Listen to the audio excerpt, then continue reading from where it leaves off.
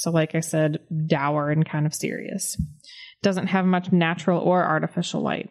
The main stair is very, very detailed. It's carved oak. The casework, the built-ins are all carved oak, just in the crown molding, casing around the doors and windows, and the baseboards. The staircase was actually built in place instead of being made in parts and brought to the site.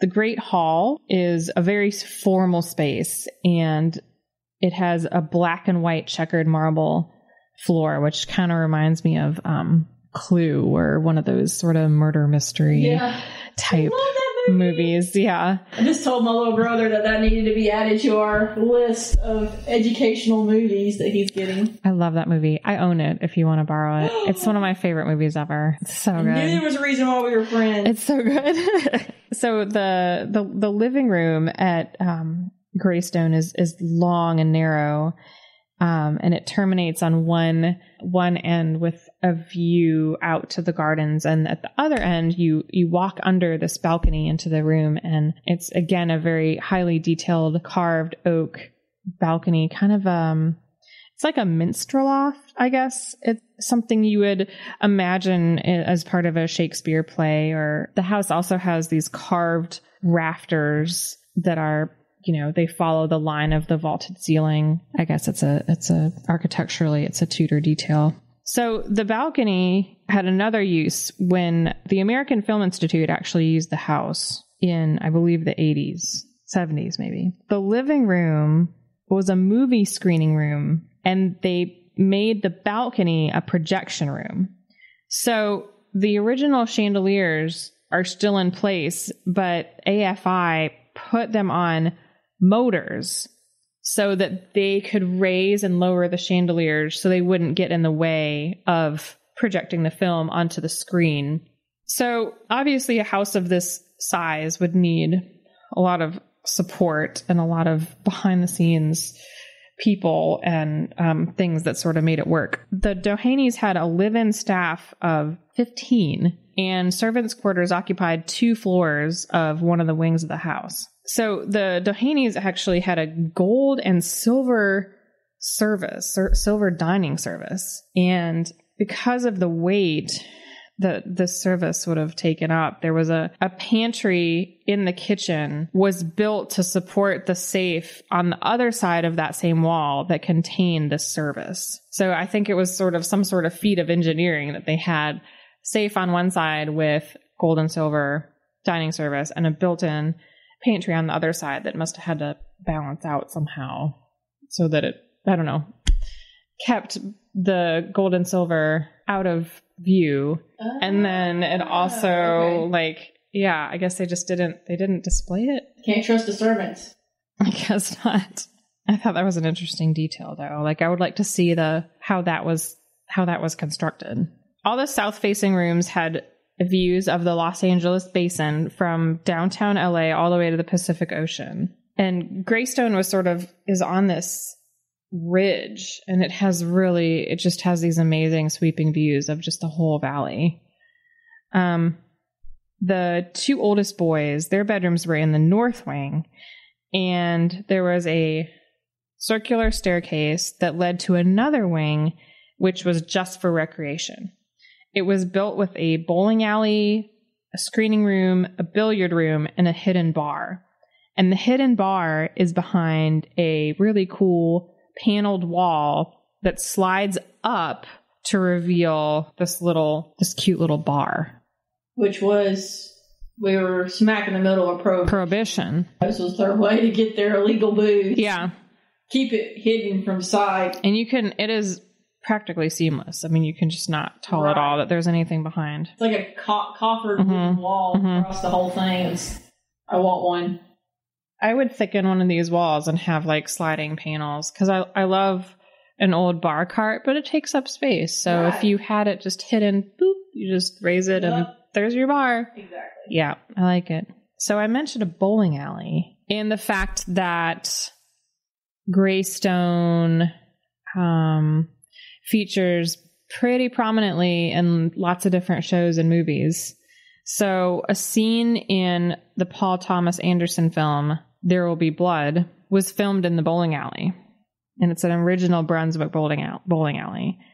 And I'm not going to tell you which scene, but you will know it when you see it, trust me, and you will not forget it. I need to watch that movie now. Yeah, that movie is amazing. So the only movies that I truly cared about, besides There Will Be Blood, that were filmed in this house were The Big Lebowski. Hence the reference on our website. Please visit the website. Or Facebook. And Death Becomes Her, which is just a fantastic movie. Meryl Streep, Goldie Hawn, Isabella Rossellini. Come on, you guys. It's friggin' amazing. I was actually just watching Big Lebowski earlier for research. Yes. Yeah.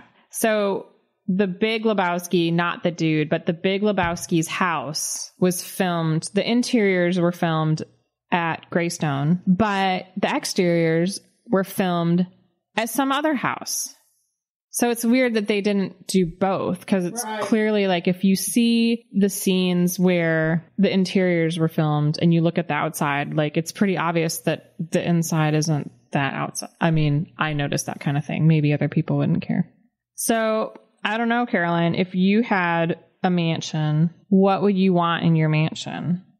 Like what fun stuff would you want in your mansion besides a bar? I would want a bowling alley for sure. Yeah, that would be fun. I'm not much for swimming.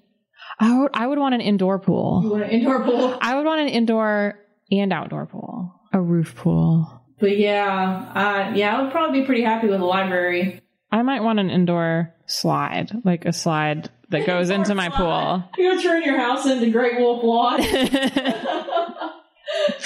I just like a good pool, I think. Oh, a pool with a slide. Correct. Yeah, okay. I could get behind that. All right. So that's the house in a nutshell. So the Doheny family moved in the fall of 1928. And by this time, that consisted of Ned, Lucy, and 5 children. And they moved in just in time for Thanksgiving. And so they have a lot to be thankful for, I think. Ned's faithful friend and secretary, Hugh, however, was not feeling so thankful. In fact, he was coming apart at the seams. Now, he had endured the first trial of Ed Sr. with fortitude, but soon after the older man's acquittal, additional charges were brought against him, so it seemed like he was going to be going to trial again, this time for bribery. Oh. And it was pretty much a given that Hugh was going to be called to testify about his strange trip to New York. So even as the Dohenys were celebrating Christmas with a party for 200 and an orchestra in the ballroom, Hugh was having a nervous breakdown. And by February of 1929, he was supposedly completely unhinged, according to the Doheny family doctor. Now, on February 16th, Ned, Lucy, and that doctor, Dr. Fishball, No. Fishball. Okay. Not Fishball. Okay. It's the accent. Sorry. Fishball. Fishball. So they sat down with Hugh, and they told him that he should consider checking into a sanitarium. Oh. So Hugh refused. And this is the official story of what happened following that encounter.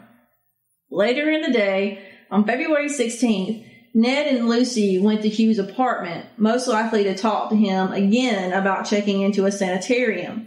Apparently, Ned said something that upset Hugh, and so the couple left and returned to Greystone. That night, Hugh showed up at the Doheny residence.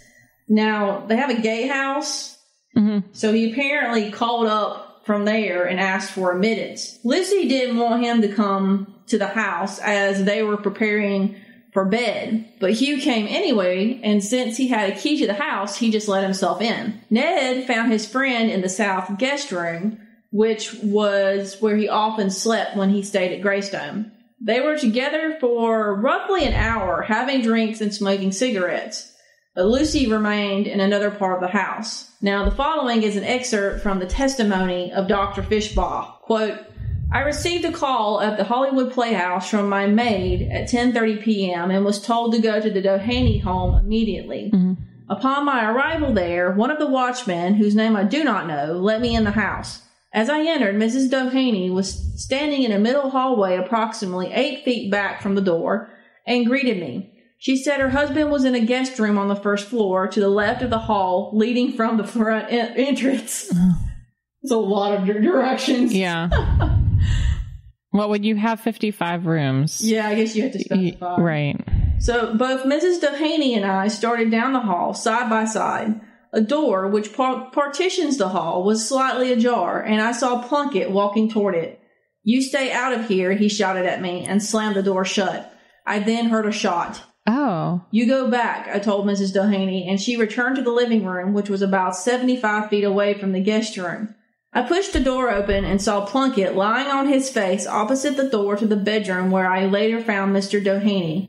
Plunkett, to the best of my recollection, was fully clothed. The door to the bedroom was open, and when I looked in, I saw Mr. Doheny lying on his back, a chair overturned between him and the bed. So both men had been shot, and both were dead. So the Beverly Hills police were called along with Ed Sr., and all of them rushed to Greystone. Ed Sr. was devastated and demanded to see his body, his son's body, whereupon he totally broke down and had to be carried from the room. Right, because he's pretty young. Yeah, he was 30, early 30s, mid-30s. 30-something, yeah. Ned's funeral was held at St. Vincent's Catholic Church. Mm-hmm. He was buried at Forest Lawn Cemetery, which is the resting place of many of Hollywood's brightest stars.